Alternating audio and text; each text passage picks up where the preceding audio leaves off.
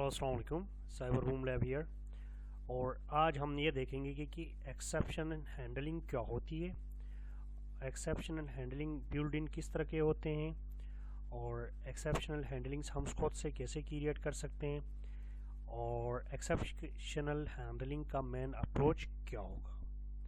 अब exceptional handling एक mechanism है जिसके ज़रिए जब हम कोई प्रोग्राम रन करते हैं तो रन टाइम पे जो एरर्स आते हैं उनको प्रोग्राम सोर्स कोड पे जाए बगैर, यानी हम सोर्स कोड पे नहीं जाएंगे, सोर्स कोड लोगों से हाइड करा के फिर वो एरर शो कराएंगे। उस अप्रोच को हम कहते हैं एरर हैंडलिंग भी और एक्सेप्शनल हैंडलिंग भी कहते हैं इसको। अब कॉमन टाइप के जो एरर्स होते हैं वो है ज़ीरो डिविजनल एरर्स। जब यानी आप किसी नंबर को ज़ीरो से डिवाइड करते हो तो इन्फिनिटी पे चला जाता है, वो एरर आ जाता है। उस तरह के इश्यूज़ को हैंडल किया जाता है। सम टाइम आप किसी सॉफ्टवेयर को यूज़ कर रहे हो वो लास्ट पे जाकर वो रिस्पॉन्ड नहीं कर पा रहा होता है, तब हमारे पास एक्सेप्शनल हैंडलिंग को कॉल करवाई जा सकती है। फिर वैल्यू एरर होता है, invalid value for a function और ऑपरेशन। इनवैलिड कोई वैल्यू दे रहे हैं, जैसे मैं कहता हूँ इंटीजर्स दे दें और जब रन टाइम के बाद आप उसको करेक्टर पास कर रहे हैं तो इस तरह की जगहों में हमारे पास वैल्यू एरर आ जाएगा। और some time file does not found हो जाएगा, यानी file not found error. Some time ये होता है कि एक फाइल एग्जिस्ट नहीं कर रहा हो, बैक पर आपने सर्च मार दिया और फाइल एग्जिस्ट नहीं कर रहा है, तो उस टाइम हम कहते हैं फाइल नॉट फाउंड एरर। हम एरर हैंडलिंग क्यों करेंगे, एक्सेप्शनल हैंडलिंग क्यों करेंगे? पहला, ensure code robustness and reliability, code की रिलायबिलिटी को इन्हांस करने के लिए। दूसरा ये है कि जब भी कोई एरर आता है तो उसके रिस्पांस में एक पॉजिटिव मैसेज जनरेट कराना। और तीसरा ये है कि हमारा जो प्रोग्राम है वो क्रैश ना हो, यानी मतलब प्रोग्राम एक तरफ से क्रैश ना कर जाए और उस प्रोग्राम की मेंटेन कर दे उसकी फ्लो को।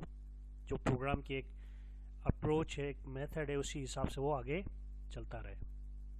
अब ये इसका सिंटैक्स है। सिंटैक्स इसका स्टार्ट करता है ट्राई से। फर्स्ट जो एक्सेप्शनल हैंडलिंग का कीवर्ड होगा try, code that raise and exceptions. इसके बाद एक्सेप्ट एरर जो भी होगी, जो भी एरर आएगा वो इसके अंदर हम रख देंगे एज ई। दूसरा code that handle the exceptions, exception generate हो जाएंगे। और तीसरा ये है else, code that execute if no exceptions occurs. अब सम टाइम क्या होगा, एक्सेप्शनल हैंडलिंग भी हमें एक्सेप्शंस भी जनरेट नहीं हो रही हैं, तब हमारे पास एल्स कंडीशन चलेगी। और ऑप्शनल लास्ट में फाइनल कि code that always executed, finally जो कोड होगा जो हर हाल में एग्जीक्यूट होगा। Code block to test for errors try, first यही होगा, इसको वो रन करेगा। अगर ये नहीं हुआ तो फिर एक्सेप्ट चलेगी। एक्सेप्ट का मतलब ये है block to handle specific exceptions. फिर होगा हमारे पास execute only if try block succeeded. और finally clean up code that runs no matter what, यानी मतलब ये है ये ब्लॉक इन तीन अगर नहीं चलते हैं तो चौथा हर हाल में चलेगा। अब आप मेरे साथ रहिए और हम कोड लैब पे इसकी डिमोन्स्ट्रेशन करेंगे।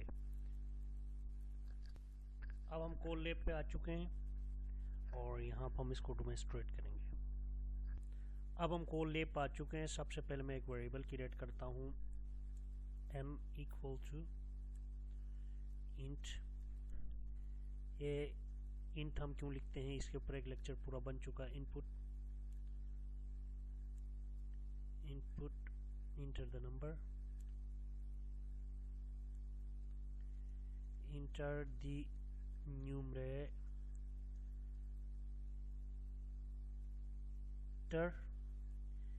फिर हम ये दो नंबर आ गए डिनोमिनेटर। एक को मैंने न्यूमरेटर नाम दे दिया, दूसरे को डिनोमिनेटर नाम दे दिया। अब दो वेरिएबल्स हमारे पास बन चुके हैं दोनों वैल्यूज़ को हैंडल करने के लिए।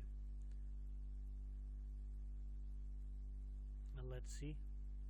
अब मैं एक वेरिएबल क्रिएट करता हूँ resu सी रिजल्ट इज इक्वल टू, जिसमें हम n divided by n by t करेंगे तो ये रिजल्ट्स के अंदर स्टोर हो जाएगा।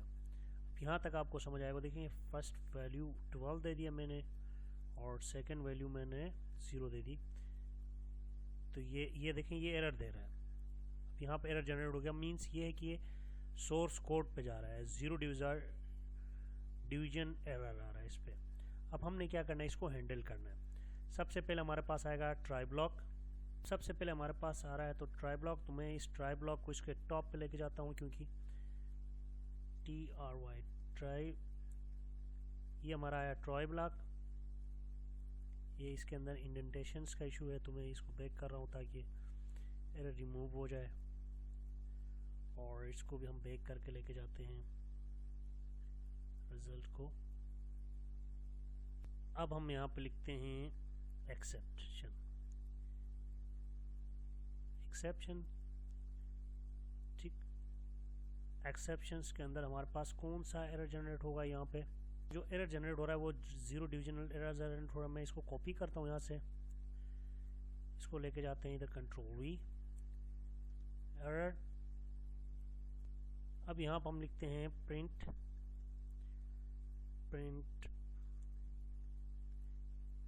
ERR। एरर ये आ रहा है, कांट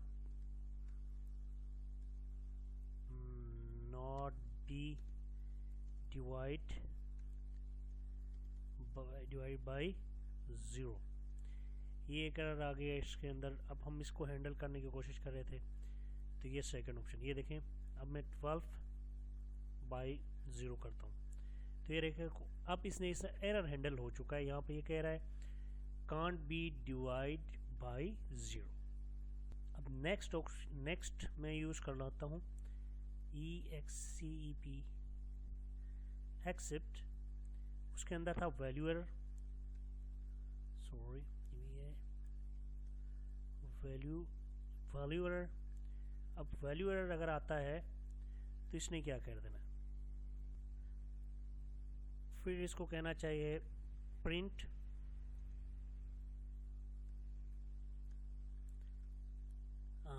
इस दफ़ा मैं कहता हूँ वैल्यू एरर,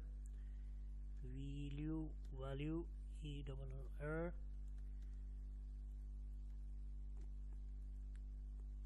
kindly